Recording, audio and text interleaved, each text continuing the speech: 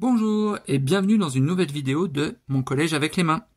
La vidéo d'aujourd'hui nous expliquera comment modéliser une action sur un objet. Avant de commencer de parler de notre sujet d'aujourd'hui, il faut se rappeler que ce que l'on est en train d'observer en physique, d'analyser, s'appelle l'objet d'étude. Il peut s'agir par exemple d'une voiture, d'un stylo ou encore de notre ami Emmett.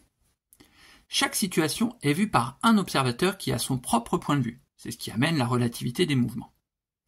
En physique, on ne doit pas confondre la direction, c'est juste une droite, et le sens qui indique vers où, vers la droite, vers la gauche, en haut, en bas. Et chaque grandeur physique a sa propre unité que l'on doit toujours préciser. Nous connaissons les mètres, les secondes. Posons-nous maintenant la question, qu'est-ce qu'une action?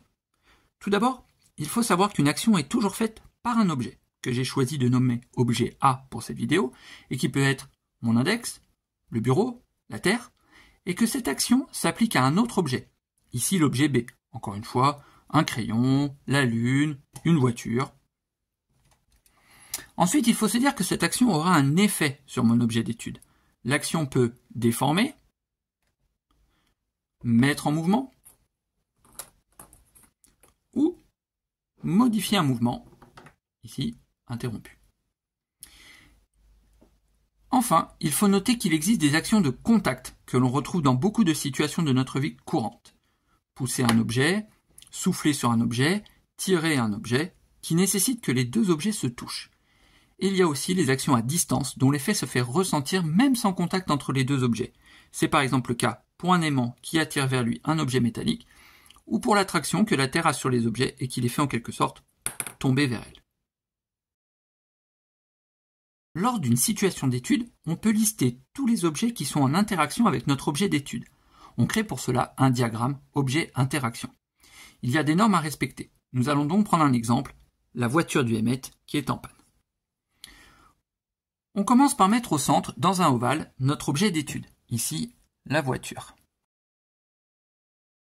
Ensuite, on inscrit dans d'autres ovales tous les objets en interaction avec notre objet d'étude. Ici, Emmett, qui est en train de pousser la voiture. Le sol sur lequel la voiture est en train de rouler. Et la Terre qui est en train d'attirer la voiture vers le sol. On doit ensuite tracer des flèches pour montrer les interactions entre nos objets. Ces flèches sont doubles, car il s'agit d'interactions.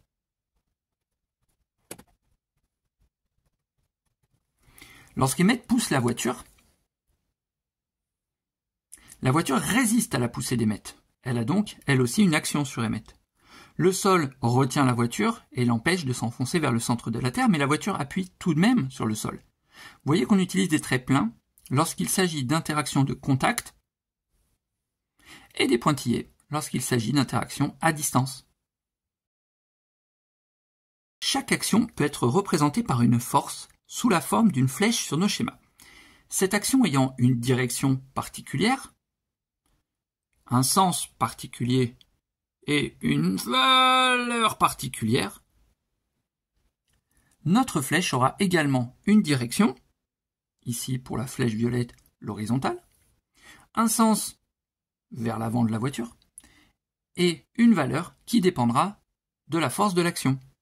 La longueur de la flèche sera d'autant plus grande que la force exercée sur notre objet sera importante.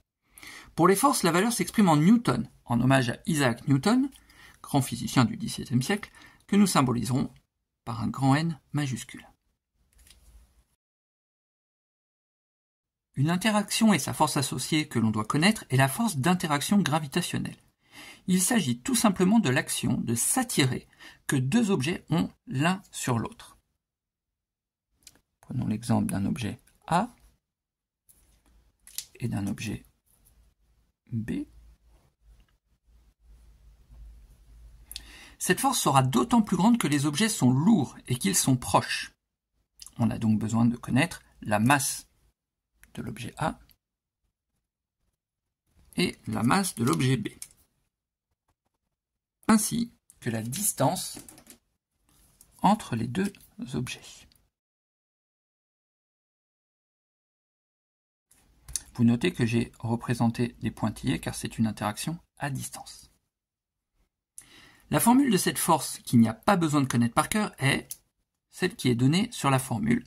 La force d'interaction gravitationnelle d'un objet A sur un objet B, donc par exemple la force que cet objet A a sur l'objet B, vaut grand G multiplié par la masse de l'objet A, multiplié par la masse de l'objet B et divisé par la distance entre les deux objets au carré. Ce qui est important de retenir, c'est que grand G est une constante qu'on vous donnera pour les calculs. Vous n'avez pas besoin de la connaître. La masse de A en kilogrammes, très important, faites attention aux unités. La masse de B, également en kilogrammes. Et la distance, donc, entre les deux objets, en mètres.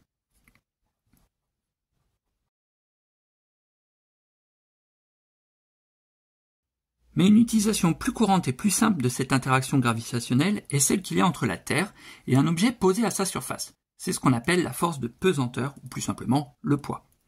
Sa formule est bien plus simple. P égale m fois g. Avec ici la masse de notre objet, et g également une constante, qui est la constante de pesanteur uniquement valable sur la Terre, et qui vaut environ 9,81 newtons par kilogramme. On va faire deux exemples d'études concrets. Dans le premier cas, on étudie un bateau à voile qui vogue sur la mer. On va simplifier en disant que le bateau est un ensemble complet sans détailler les mouvements de la voile, du gouvernail et de tout le reste. On va faire le diagramme objet-interaction avec le bateau, qui sera notre objet d'étude, et nous faisons la liste de tous les objets qui sont en interaction avec lui.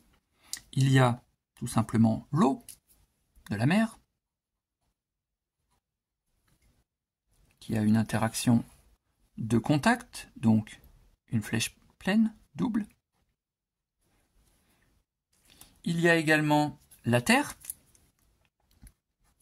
car le bateau a un poids dû à l'attraction de la Terre, qui est une interaction à distance.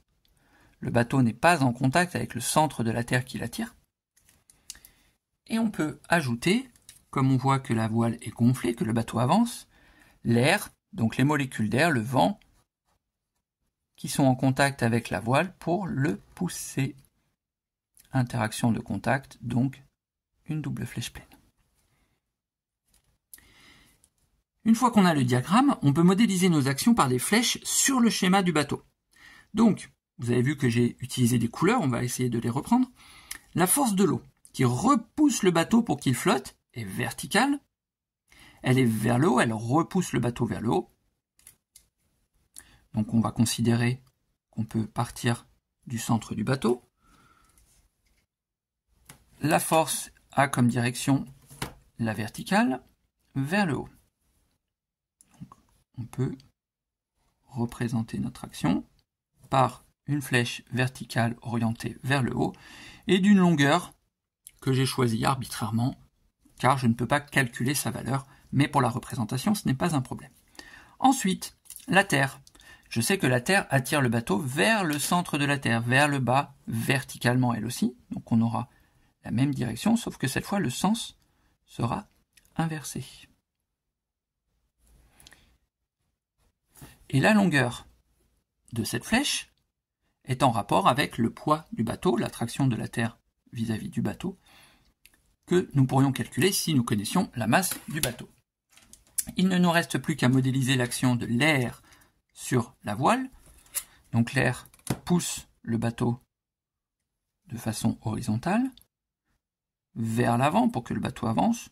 Alors on va dire qu'il y a beaucoup de vent aujourd'hui, donc on va faire une très grande flèche pour montrer que l'action, la force que le vent a sur le bateau est très importante. Je vous propose maintenant d'essayer d'étudier le chaton qui dort sur son petit panier en utilisant la même méthode. Pensez à mettre la vidéo sur pause pour pouvoir préparer votre réponse. Vous avez trouvé ? Pour étudier le chaton, on fait le diagramme objet-interaction avec le chaton au centre, qui est en interaction avec le panier.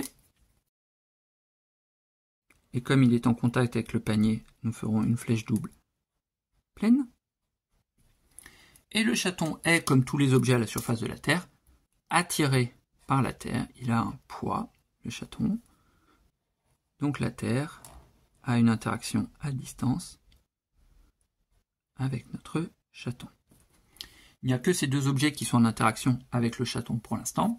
Nous avons donc deux flèches à représenter sur notre diagramme.